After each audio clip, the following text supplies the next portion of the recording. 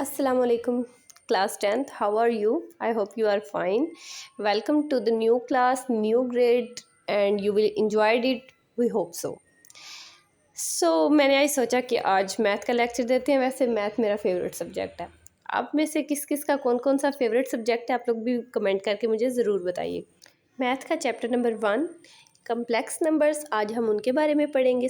First of all तो आपको ये पता होना चाहिए कि कम्प्लेक्स नंबर असल में हैं क्या। तो उसको देखते हैं पहले उसकी डेफिनेशन को। You can see a definition in which it combines a real part and an imaginary part, यानी वो नंबर जिसमें रियल पार्ट और इमेजनरी पार्ट दोनों लिखे हुए हो वो आपके पास होता है एक कम्प्लेक्स नंबर, जिसको आप जी से डिनोट करते हो। इसमें आपके पास जो ए है वो आपका रियल पार्ट होता है और जिसके साथ अयोटा होता है वो आपका इमेजनरी पार्ट होता है। नेक्स्ट आपको एग्जांपल नजर आ रही है जिसमें आपको 3+4 अयोटा नजर आ रहा है। ये एक स्टैंडर्ड कम्प्लेक्स नंबर है जिसमें आपके पास जो 3 है वो रियल नंबर है और जो 4 है वो इमेजनरी पार्ट है।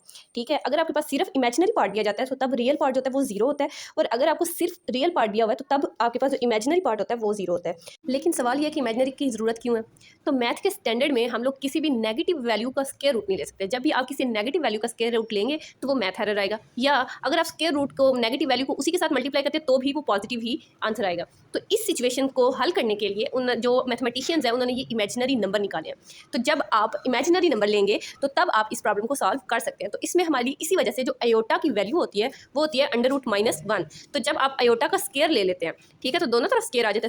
स्क्वायर से खत्म हो जाएगा तो हमारा आंसर क्या बचेगा, -1। तो ये नेगेटिव वैल्यूज़ को सॉल्व करने के लिए हम लोगों ने जो चीज़ अप्लाई की है उसको हम कहते हैं इमेजिनरी नंबर्स।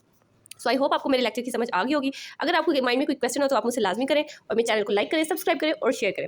अल्लाह हाफिज़, थैंक्स फॉर वॉचिंग।